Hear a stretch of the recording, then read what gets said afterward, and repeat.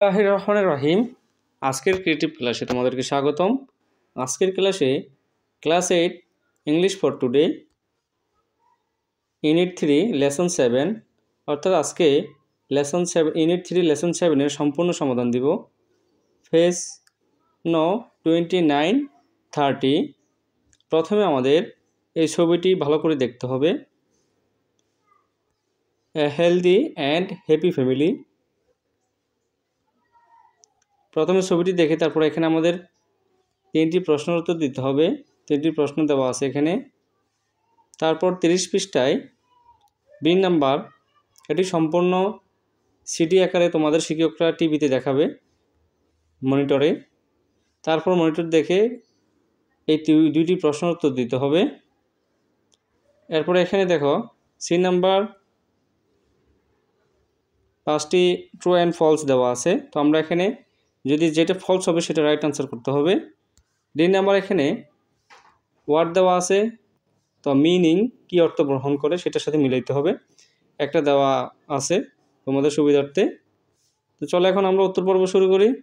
উত্তর পর্ব শুরু করার আগে যদি আমাদের চ্যানেলটি সাবস্ক্রাইব করা না থাকে অবশ্যই সাবস্ক্রাইব করে নাও সবার আগে সৃজনশীল ক্লাসগুলো পেতে।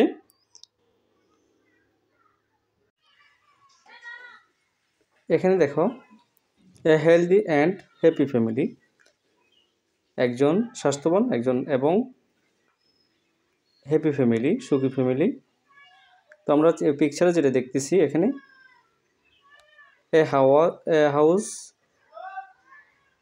তারপর সামথিং কাউ, তারপর দেখা যাচ্ছে এখানে হাউসওয়াইফ রান্না করতেছে, টি বয়েল দেখা যাচ্ছে, মানে হাউসওয়াইফস husband.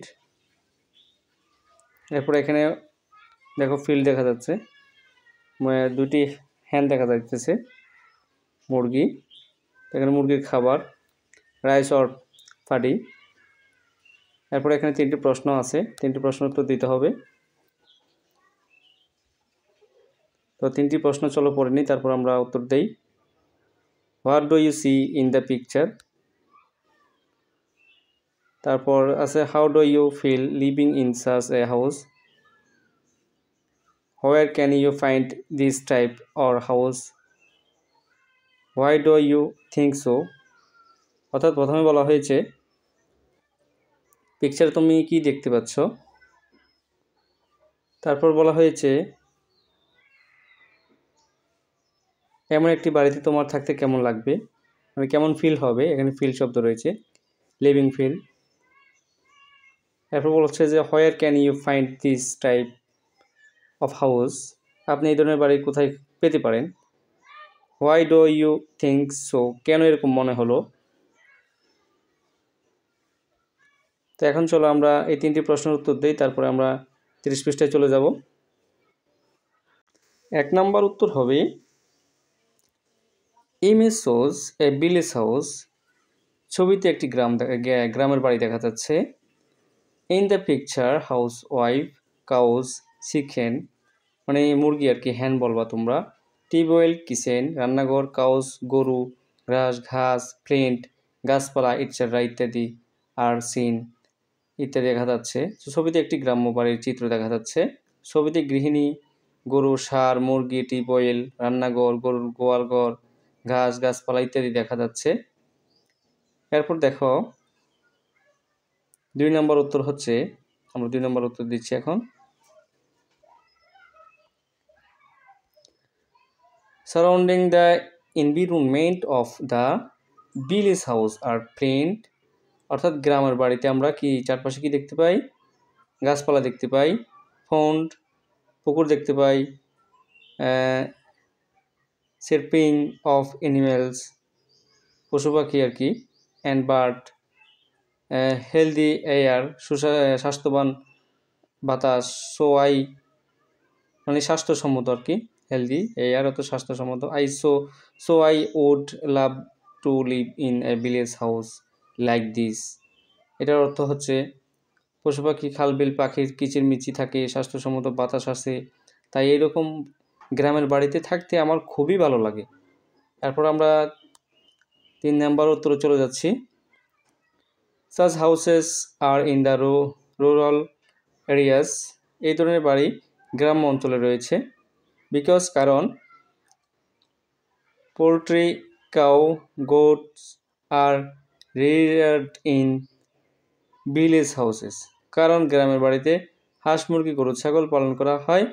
And there are plant around the village house, অর্থাৎ গ্রামের বাড়ির আশেপাশে গাছপালা দেখা যায়। এটা আমরা বাংলা অর্থটা লিখিনি, যেহেতু এটা খুবই সহজ।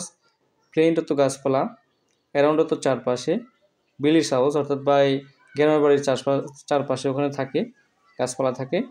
এরপর আমরা 30 পৃষ্ঠার সমাধানগুলো দেই। 30 পৃষ্ঠার সমাধানটি খুব কঠিন, এটা খুবই ডিফিকাল্ট, কারণ এখানে তোমাদের বলা হয়েছে সিডি, অর্থাৎ শিক্ষককে দেখাবে, ক্লাসটি মনিটরে দেখাবে, দেখানোর পর তোমরা এই সমাধানটা করতে পারবে। কিন্তু এখানে সম্ভাব্য উত্তরগুলো আমরা দিব, সম্ভাব্য যেগুলো আর কি। প্রথম উত্তর হচ্ছে, এই দুইটি প্রশ্ন উত্তর হচ্ছে যে এখানে একটি হচ্ছে সম্ভাব্য হবে, বাকিটা ঠিক আছে। এক নম্বর হচ্ছে, how far is the Shakib's house from his school, school থেকে সাকিবের বাড়ি কতটুকু দূর।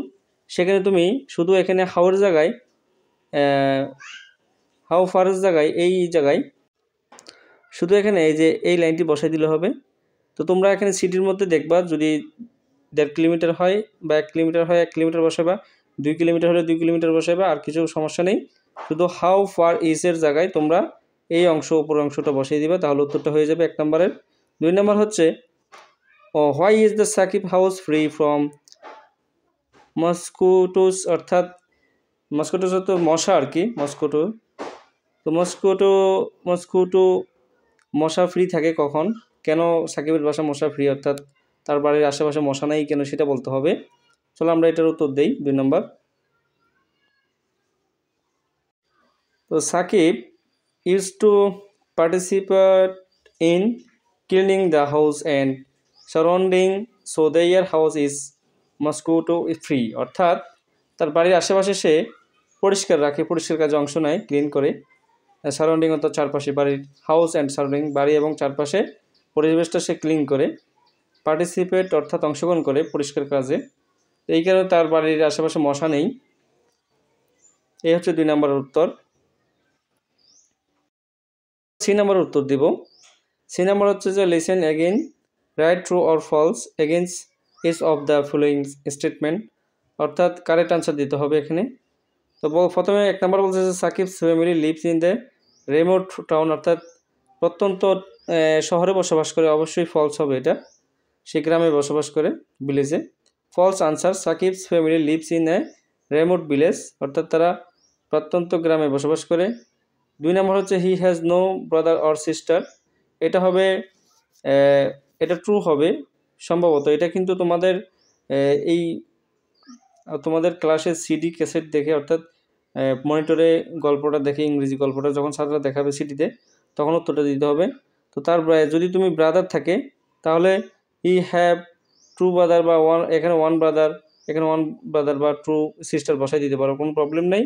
কিন্তু এটা সম্ভাব্য সত্য হবে, he has no problem or sister, true. এরপর 3 নম্বর হচ্ছে, his friends do not know how to read or write, true, এটা একদম ফাইনালি ট্রু হবে, সত্য। তার বাবা মা স্বাক্ষরিকতা লিখতে বা পড়তে জানে না, অবশ্যই গ্রামের মানুষ লিখতে বা পড়তে খুব কম পারে, এটা একেবারে সত্য হবে। His mother is a excellent cook, অর্থাৎ তার মা খুব ভালো রাঁধুনি, এটা সত্য হবে। এরপর 5 নাম্বার হচ্ছে যে, দেখো 5 নাম্বার ফলস হবে, Sakib does not participate in cleaning activities at home, অর্থাৎ সে পরিষ্কার পরিচ্ছন্ন কাজে অংশগ্রহণ করে না, এটা মিথ্যা হবে, সে অবশ্যই অংশগ্রহণ করে, এই যে এটা ফলস হবে। আনসার হবে, Sakib did participate in cleaning activities at home, কারণ তার বাড়ির আশেপাশে মশা থাকে না পরিষ্কার করার কারণে, এই কারণে সে অবশ্যই পার্টিসিপেট করে ক্লিনিং অ্যাক্টিভিটিসে।